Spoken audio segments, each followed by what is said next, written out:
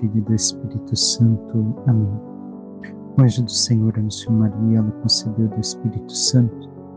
Ave Maria, cheia de graça, o Senhor é convosco. Bendita sois vós entre as mulheres, bendito é o fruto do vosso ventre, Jesus. Santa Maria, Mãe de Deus, rogai por nós, pecadores, agora e na hora de nossa morte. Amém. Eis aqui a serva do Senhor, faça-se em mim segundo a vossa palavra. Ave Maria, cheia de graça, o Senhor é convosco. Bendita sois vós entre as mulheres, bendito é o fruto do vosso ventre, Jesus.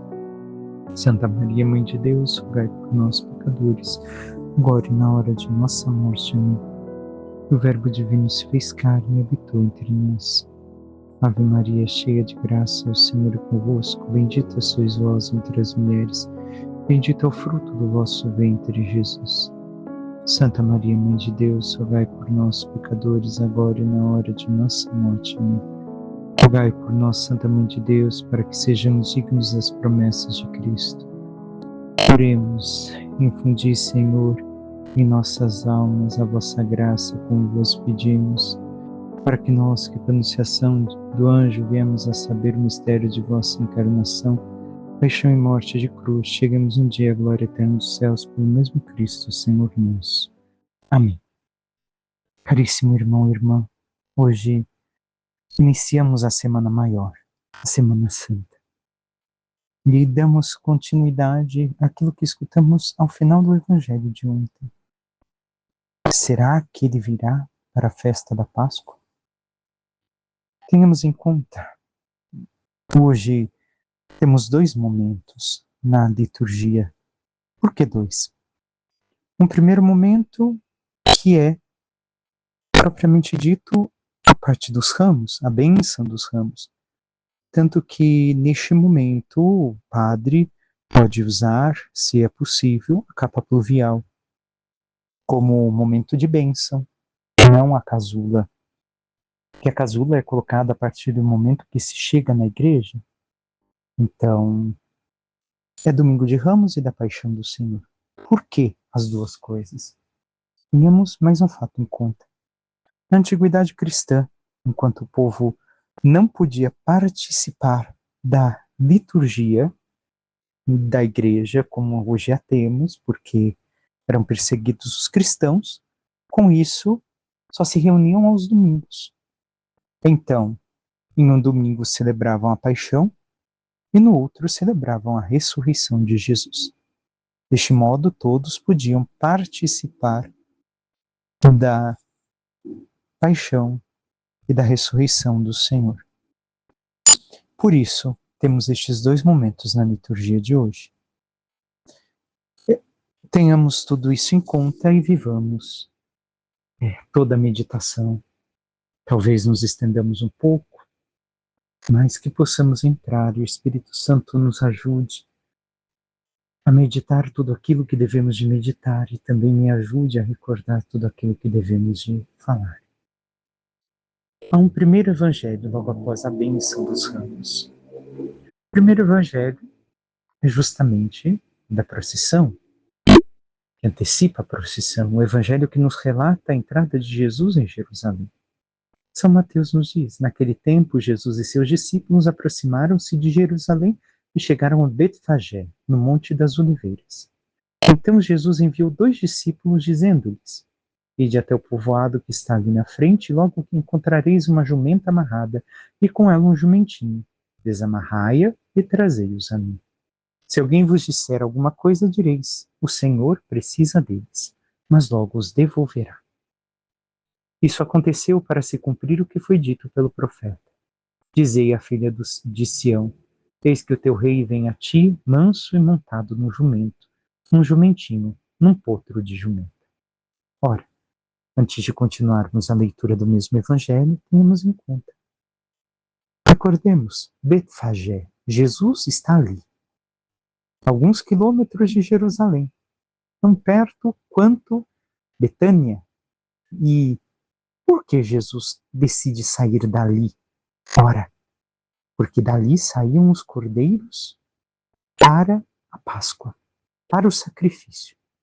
Tenhamos em conta que o sacrifício na sexta-feira de Páscoa era ininterrupto um atrás do outro, aliás.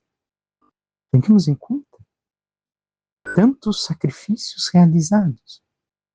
E Jesus justamente vai morrer no dia do sacrifício. Vai morrer neste tempo de preparação para a Páscoa. Vai sair dali, de onde saem os cordeiros, e entrar pela porta dos cordeiros, demonstrando assim que ele é aquele que veio dar a vida pelo mundo, por cada um de nós. E escolhe um jumentinho, nunca montado. Por quê? Porque quem entrava no jumento entrava para a paz. Não era um rei que entrava para a guerra. Somente entrava num cavalo quem entrava para declarar guerra. E aqui está justamente o príncipe da paz, que chega a Jerusalém. Que chega para dar a paz a Jerusalém. Mas não é o rei, o Messias, que as cabeças do povo esperavam. Não. Ele é aquele que Deus anunciou. Continuamos. Então os discípulos foram e fizeram como Jesus lhes havia mandado. Trouxeram o jumento e o jumentinho e puseram sobre ele suas vestes. E Jesus montou. Não puseram nada de especial a não ser suas vestes. E assim, recordemos, o jumentinho também recorda algo de importante para nós. Também devemos de hoje ser nós. Nós devemos de ser este jumentinho para o Senhor, que o carrega, que o leva, onde quer que ele precise. Para quê? Para que ele seja conhecido, louvado e amado. Esta é a nossa função. E assim devemos de nos reconhecer, não como autoridades, não como pessoas boas, melhores, não. Somente devo de levar o Senhor a ser cada vez mais amado e conhecido por todos. A numerosa multidão estendeu suas vestes pelo caminho, enquanto outros cortavam ramos das árvores e os espalhavam pelo caminho. As multidões que iam à frente de Jesus e os que o seguiam gritavam: Hosana ao filho de Davi. Bendito que vem em nome do Senhor, Hosana no mais alto dos céus. Quando Jesus entrou em Jerusalém, a cidade inteira se agitou e diziam: Quem é este homem? E as multidões respondiam: Este é o profeta Jesus de Nazaré, da Galileia. Ora, tenhamos em conta aqui que as multidões agora vão aclamar o Senhor. Uma numerosa multidão estende as vestes pelo caminho. Quem são? Muito provavelmente aqueles que conheciam a Jesus e que lhe era grato por tudo que receberam.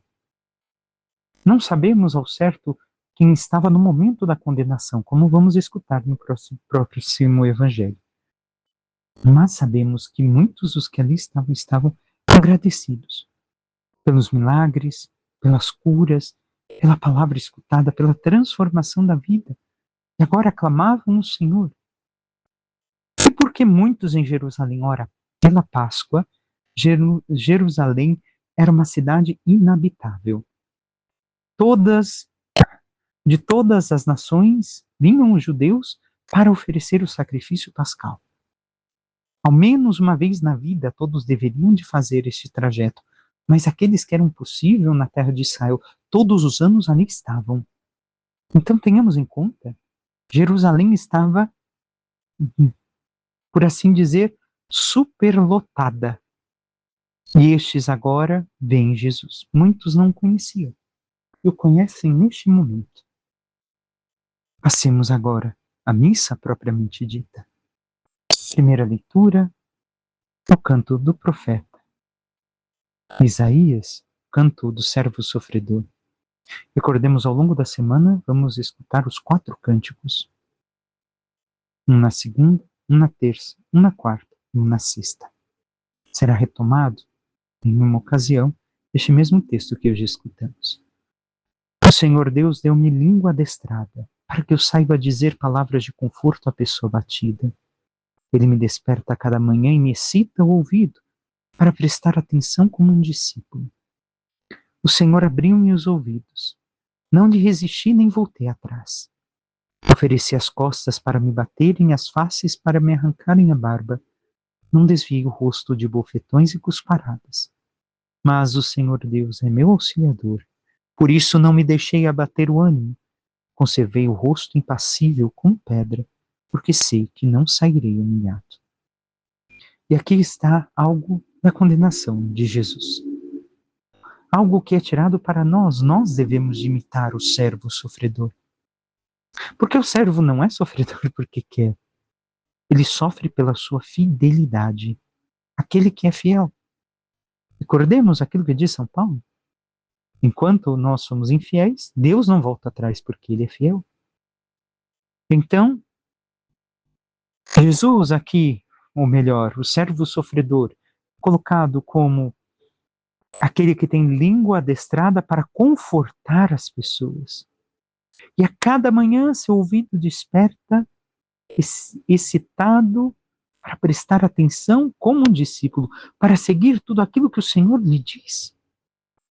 Para isso é sua vida, para fazer a vontade do Senhor. E, com isso, o servo sofredor não resiste, não volta atrás. Fica impassível na fidelidade, aquele que escuta. Não importa o que lhe aconteça, porque todos aqueles que não conhecem a voz de Deus se voltarão contra ele, o perseguirão, mas ele sabe, por sua fidelidade, não será humilhado, será sim exaltado. E nós temos esta confiança no servo sofredor. Temos esta total obediência à voz de Deus. Nos colocamos de forma impassível, sem regredir na nossa vida, na nossa caminhada espiritual, aquilo que um dia fomos, para que, sendo fiel ao Senhor, cheguemos a merecer um dia aquilo que o Senhor nos dará. E por isso, permanecemos fiéis, permanecemos, apesar de toda a perseguição, de toda a maldade, impassíveis, com a escolha de viver a vontade de Deus em nossas vidas. O Salmo diz, é um dos dois salmos que nos diz a oração de Jesus na cruz, apesar de o salmo ser mais antigo de Jesus, no tempo e na história, por assim dizer, porque Jesus é eterno, então Jesus é mais antigo que o salmo, mas no tempo humano e na história humana é mais antigo. Jesus reza este salmo. E por isso não devemos de olhar nenhum dos dois salmos como um ato de desconfiança de Jesus ao Pai. Jesus está rezando, meu Deus, por que me abandonastes? Ora, tenhamos isso em conta, irmão e irmã. Por quê? Porque Jesus toda vez não se dirige a Deus como Deus, o chama de Pai. Meu Pai, aquele que vós dizeis ser vosso Deus. Então, Jesus sempre chama de Pai. Mas nesta ocasião, em que rezamos o Salmo e escutamos na cruz, Jesus fala, meu Deus, por que me abandonastes? E aqui está a rezar o Salmo como um bom judeu. Então, está rezando o Salmo de cabeça, decorou este Salmo. E apesar do Salmo falar do sofrimento, ao final diz o quê? Anunciarei o vosso nome a meus irmãos, e no meio da assembleia hei de louvar-vos. Vós que temeis ao Senhor Deus, dai-lhe louvores, glorificai-o, descendentes de Jacó, e respeitai-o, toda a raça de Israel. Então, o final do Salmo demonstra que há uma vitória, que o nome de Deus será louvado, apesar de todo o sofrimento que a fidelidade tenha causado. E que ele continuará anunciando o nome do Senhor, porque sabe que o Senhor jamais falhará com ele. Também nós rezamos este salmo e temos esta confiança de Jesus ao Pai. A segunda leitura de São Paulo aos Filipenses é o hino cristológico que diz: Jesus Cristo, existindo em condição divina, não fez do ser igual a Deus uma usurpação, mas ele esvaziou-se a si mesmo, assumindo a condição de escravo e tornando-se igual aos homens. Aqui São Paulo está falando da kenosis, do esvaziamento de Jesus. Jesus se esvaziou de todo o seu poderio divino, não que ele deixou de ser Deus, mas de toda a sua grandeza e onipotência enquanto Deus para assumir a nossa condição humana, tornando-se igual aos homens, de São Paulo. Por isso se torna escravo. Escravo, por assim dizer. Por quê? Porque sofreu com nós tudo menos o pecado. Fome, sede, sofrimento, lágrimas, suor, e assim sucessivamente. E continua São Paulo encontrado com o aspecto humano. Humilhou-se a si mesmo, fazendo-se obediente até a morte, morte de cruz. Voltamos à primeira leitura. A obediência. A obediência trouxe como consequência a morte, e a pior morte possível. Mas, por isso Deus o exaltou acima de tudo, e lhe deu o nome que está acima de todo nome. Assim, ao nome de Jesus, todo joelho se dobre no céu, na terra e debaixo da terra, e toda língua proclame: Jesus Cristo é o Senhor, para a glória de Deus Pai. Qual é o nome que o Pai deu ao Filho? Kyrios, que significa Senhor. Ao rezarmos, na missa de hoje não temos, mas ao rezarmos na missa, Senhor, tem de piedade de nós, não é o Pai, é o Filho. É ao Cristo que nós pedimos, Senhor, tem de piedade de nós. Cristo, mais uma vez, ao Filho, tem de piedade de nós. Senhor, mais uma vez, ao Filho, tem de piedade de nós. É a Ele que nós nos dirigimos. Este é o maior título. Por quê? O Pai lhe fez Senhor de tudo. O Filho agora é reconhecido como Deus. O Filho desconhecido agora é conhecido como Deus. Por quê? Porque se esvaziou de si mesmo. Porque se humilhou.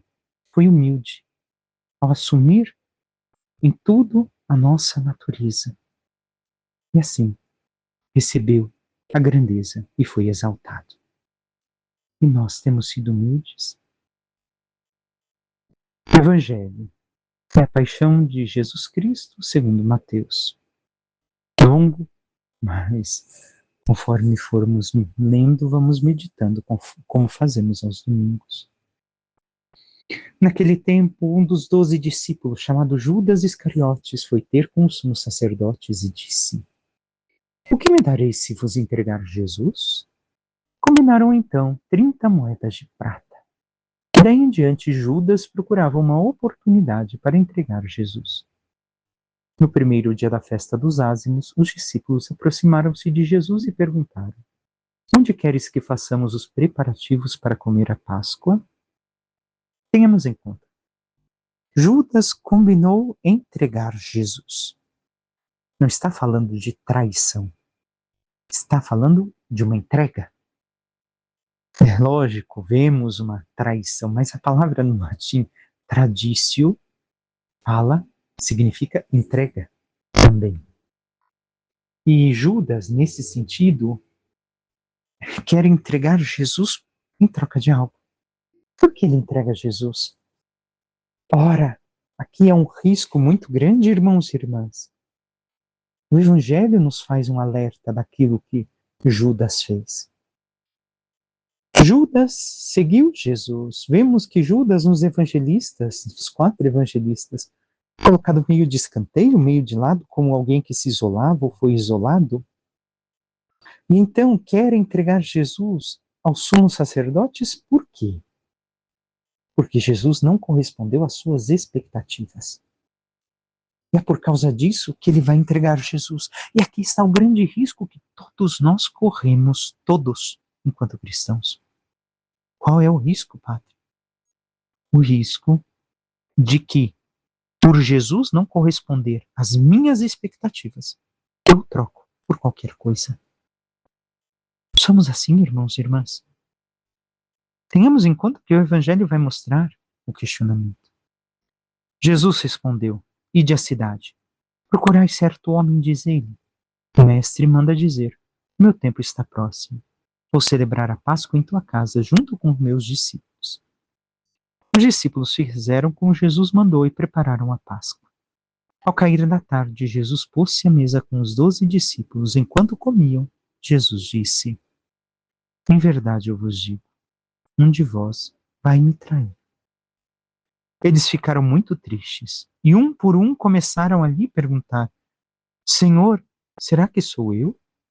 Jesus respondeu: Quem vai me trair é aquele que comigo põe a mão no prato.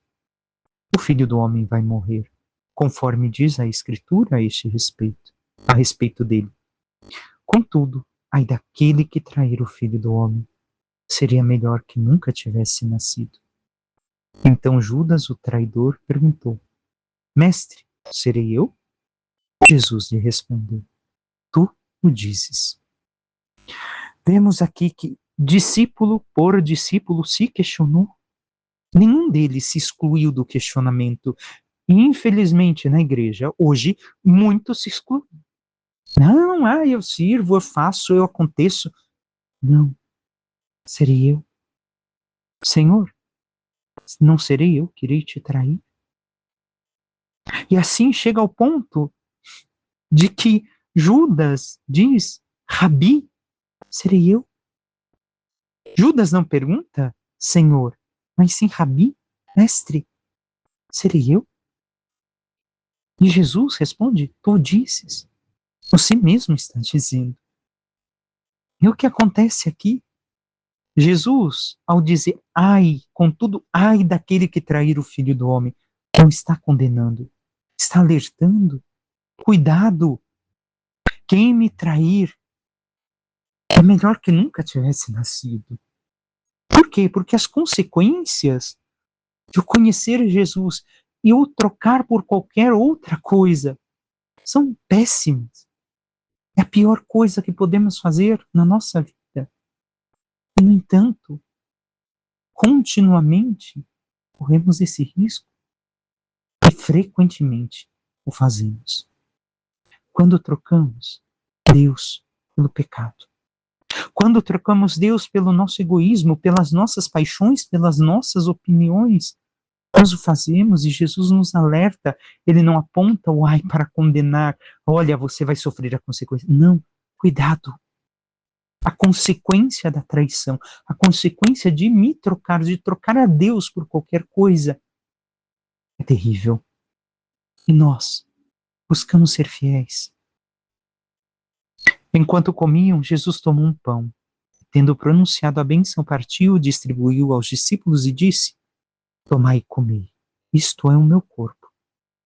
Em seguida tomou um cálice, deu graças e entregou-lhes, dizendo: Bebei dele todos, pois isto é o meu sangue, o sangue da aliança, que é derramado em favor de muitos para a remissão dos pecados. Eu vos digo, de hoje em diante, não beberei deste fruto da videira até o dia em que convosco beberei o vinho novo no reino do meu Pai. Depois de terem cantado os salmos, foram para o Monte das Oliveiras. Então Jesus disse aos discípulos: Esta noite vós ficareis decepcionados por minha causa. Pois assim diz a Escritura: Ferirei o pastor e as ovelhas do rebanho se dispersarão. Mas depois de ressuscitar, eu irei à vossa frente para a Galileia. Vemos que Jesus realiza a última ceia, realiza a Eucaristia. Pão e vinho se tornam agora seu corpo e sangue, alma e divindade, para que nós possamos nos alimentar. E depois disso, Jesus simplesmente foi para casa? Não. Continuou em oração, cantando salmos, foram ao Monte das Oliveiras para rezar. Ora, Jerusalém estava superlotada, recordemos uma vez mais. Então ali ele e os discípulos estão em oração. E ele anuncia: ficareis decepcionados com aquilo que vai acontecer. Mas depois vós compreendereis. Agora, diz Pedro a Jesus: ainda que todos fiquem decepcionados por tua causa, eu jamais ficarei. Jesus lhe declarou: em verdade eu te digo, que esta noite, antes que o galo cante, tu me negarás 3 vezes. Pedro respondeu: ainda que eu tenha que morrer contigo, mesmo assim não te negarei. E todos os discípulos disseram a mesma coisa. Então Jesus foi com eles a um lugar chamado Getsêmani e disse: sentai-vos aqui, enquanto eu vou até ali para rezar. Jesus levou consigo Pedro e os 2 filhos de Zebedeu e começou a ficar triste e angustiado. Então Jesus lhes disse: minha alma está triste até a morte. Ficai aqui e vigiai comigo.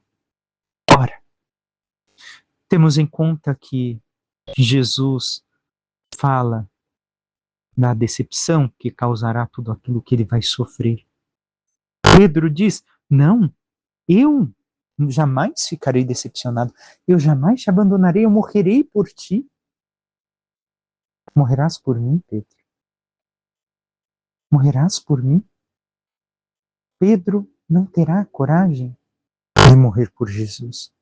No momento crucial, Pedro seguirá Jesus à distância. Os outros 9, porque recordemos, somente João vai estar com Jesus lá mais próximo.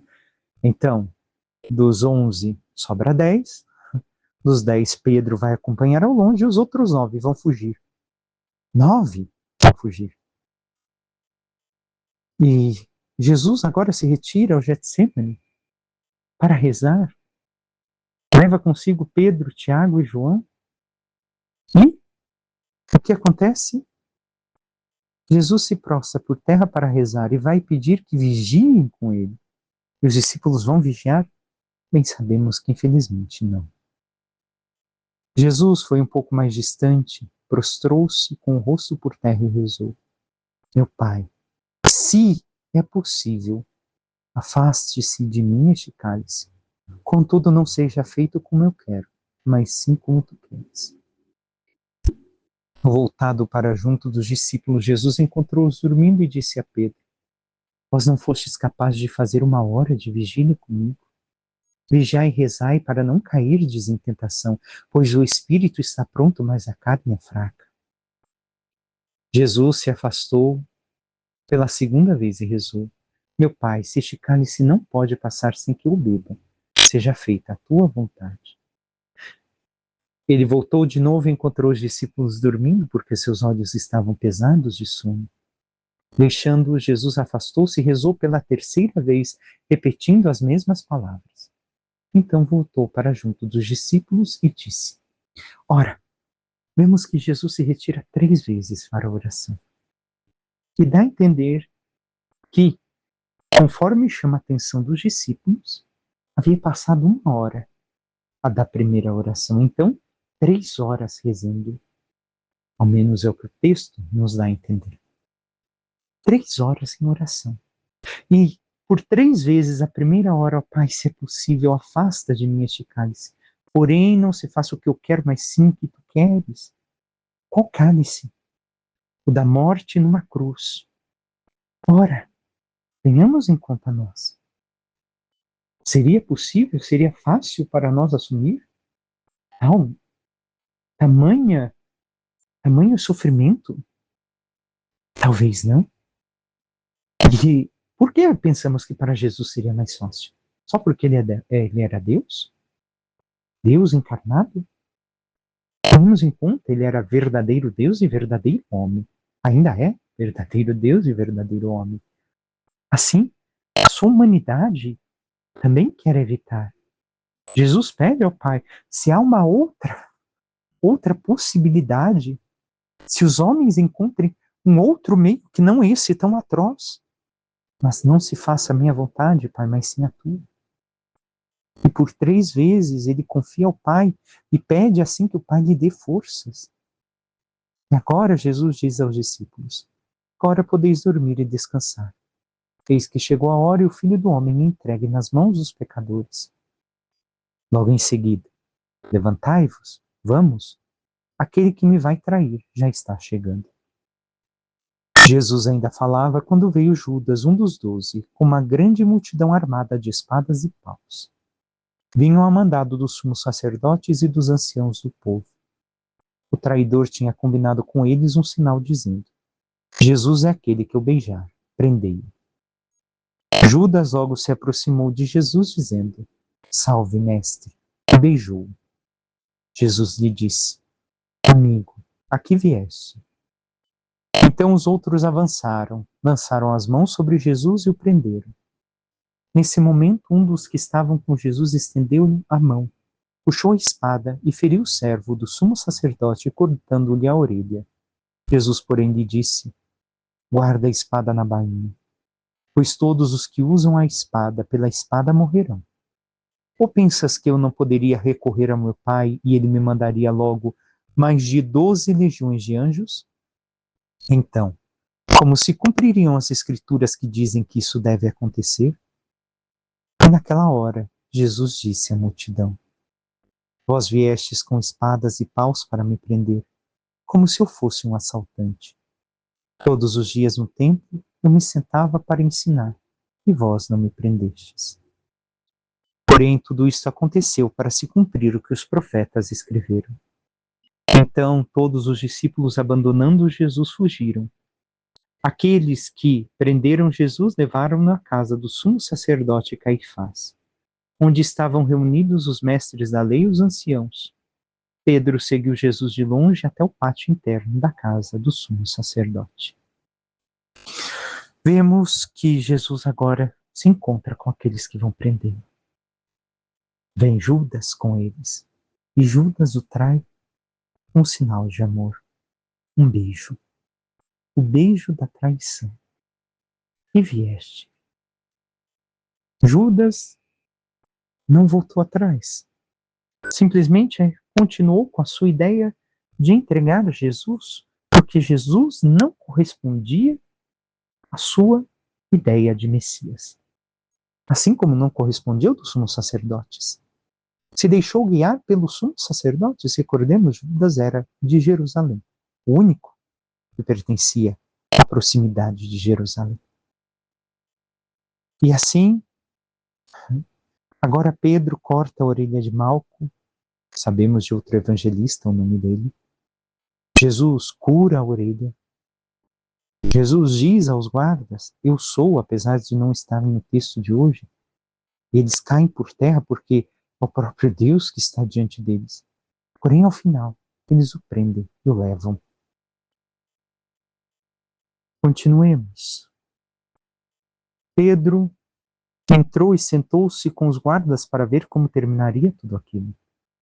Ora, os sumos sacerdotes e todo o sinédrio procuravam um falso testemunho contra Jesus, a fim de condená-lo à morte. E nada encontraram, embora se apresentassem muitas falsas testemunhas. Por fim, vieram duas testemunhas que afirmaram: Este homem declarou: Posso destruir o templo de Deus e construí-lo de novo em 3 dias.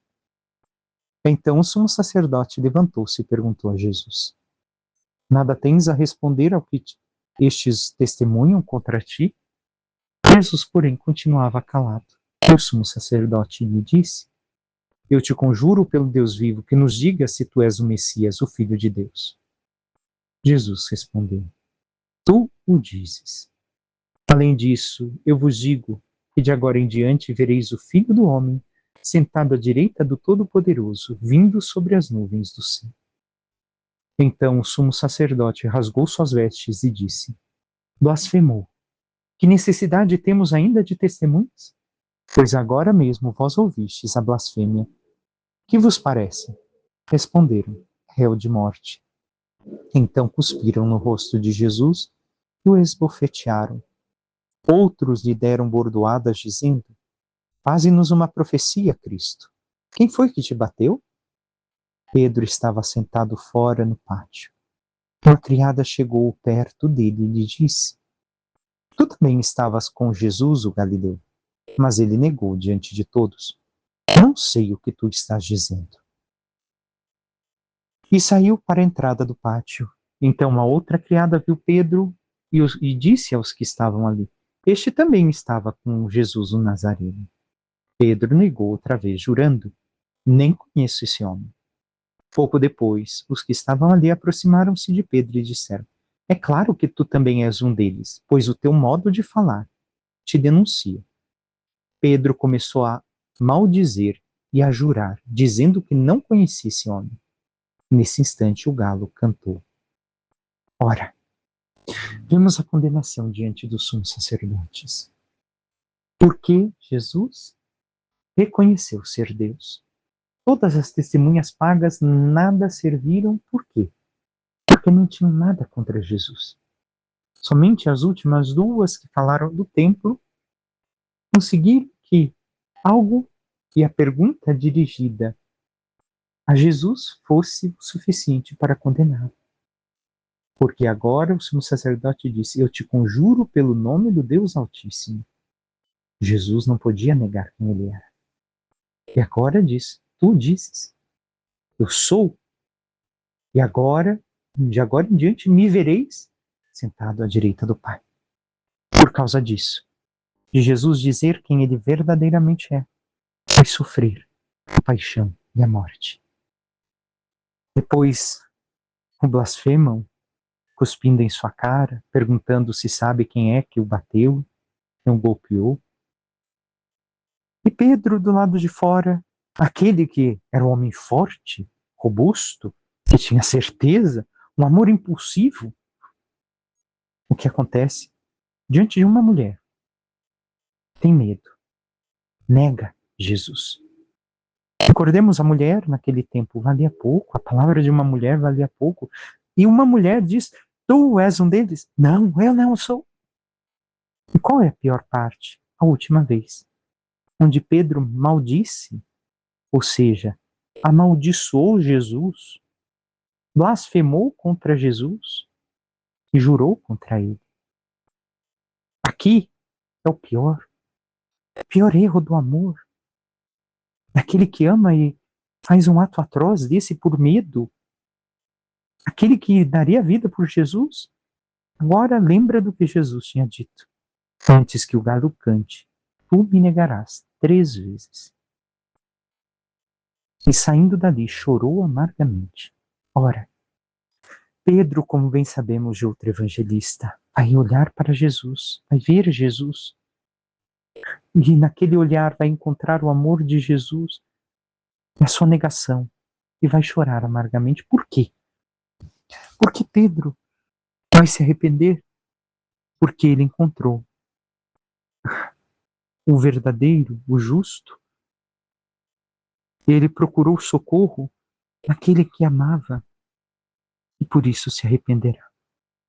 Depois vamos ver a questão de Judas. E saindo dali, chorou amargamente.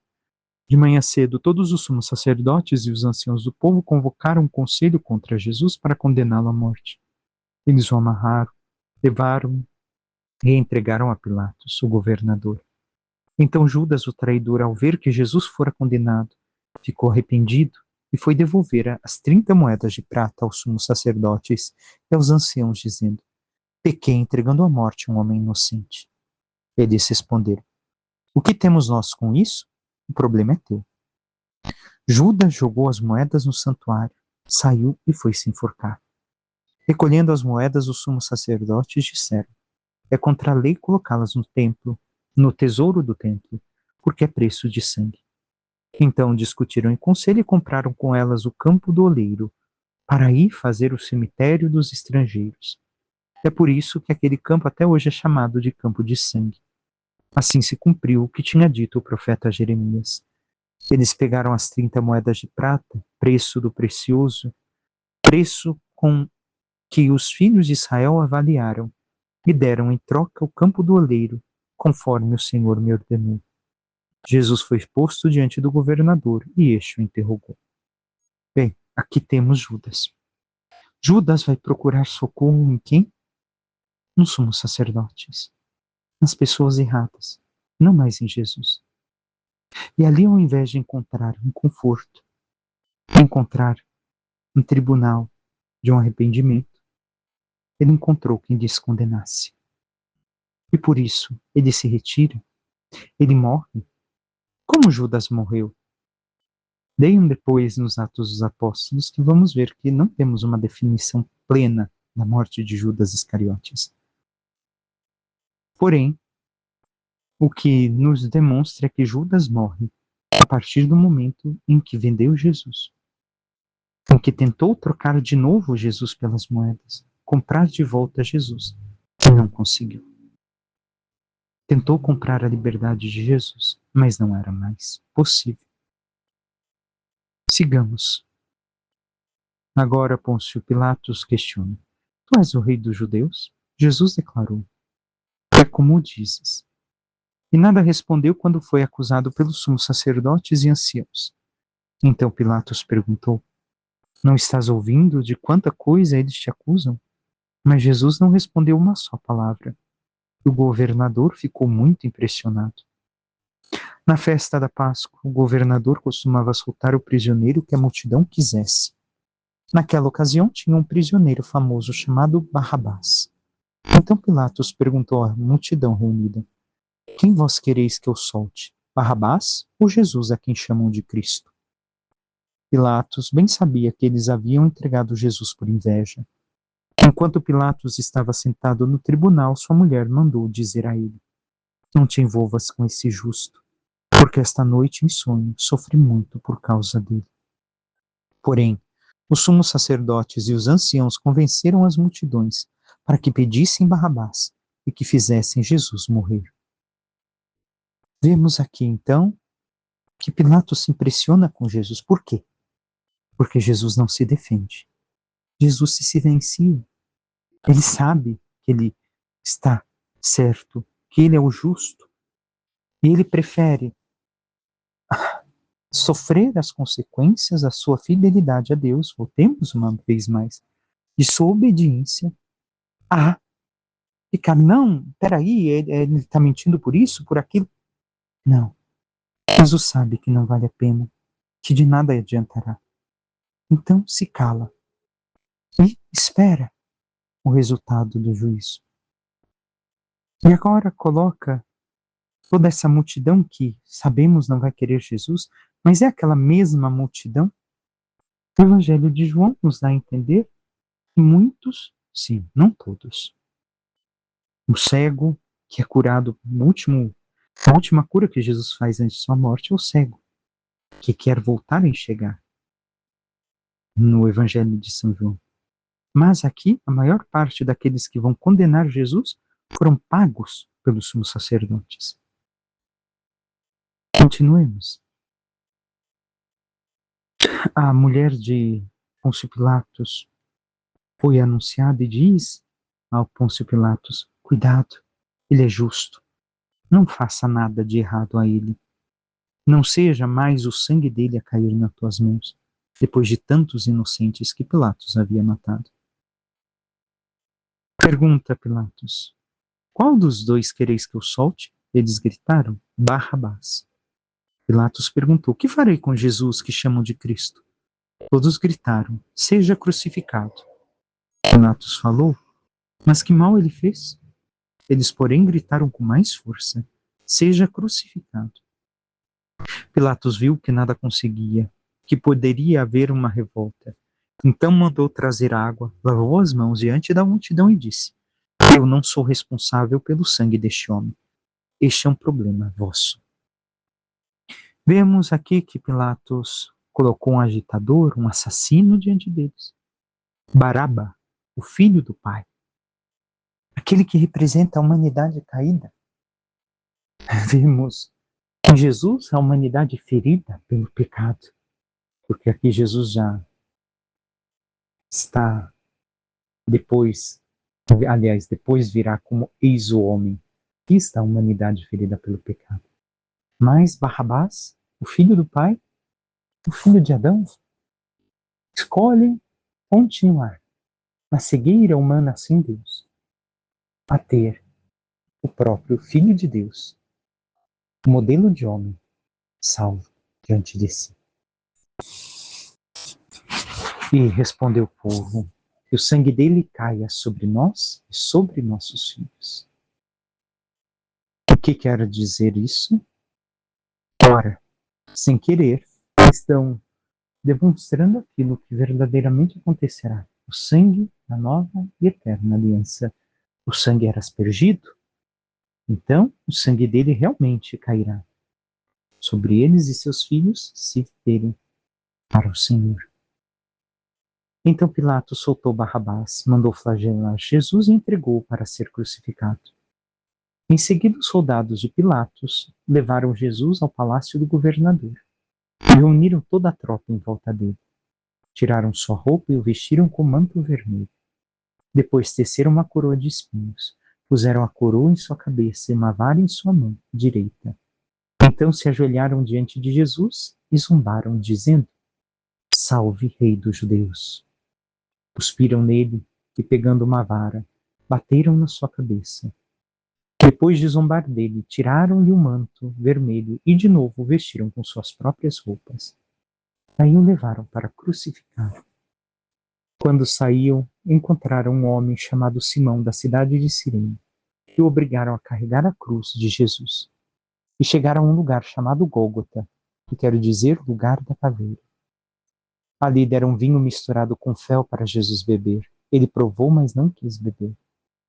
Depois de o crucificarem, fizeram um sorteio, repartindo entre si as suas vestes.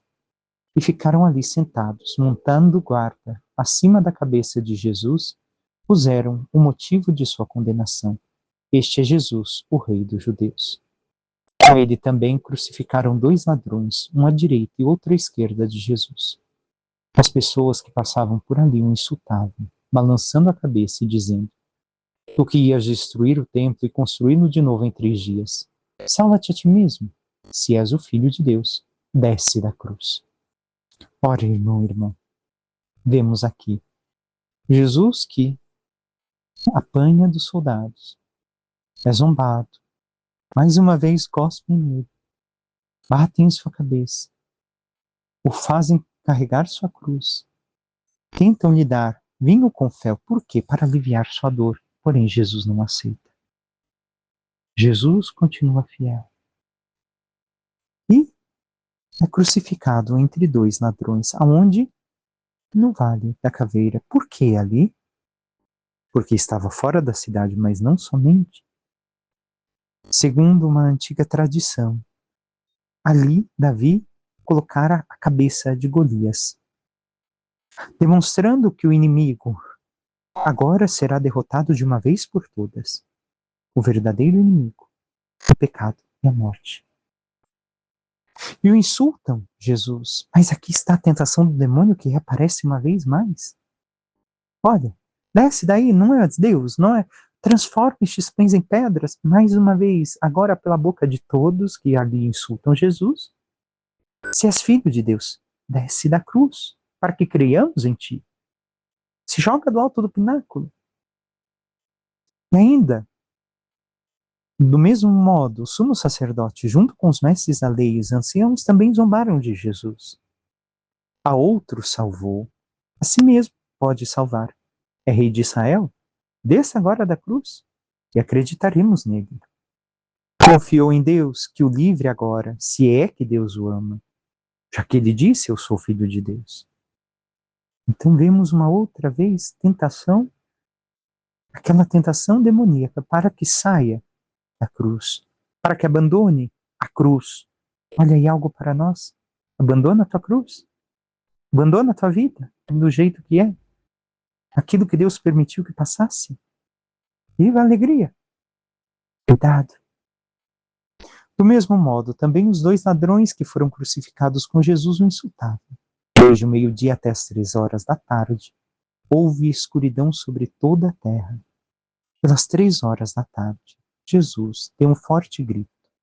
Eli, Eli, lama sabachthani, que quer dizer: meu Deus, por que me abandonaste?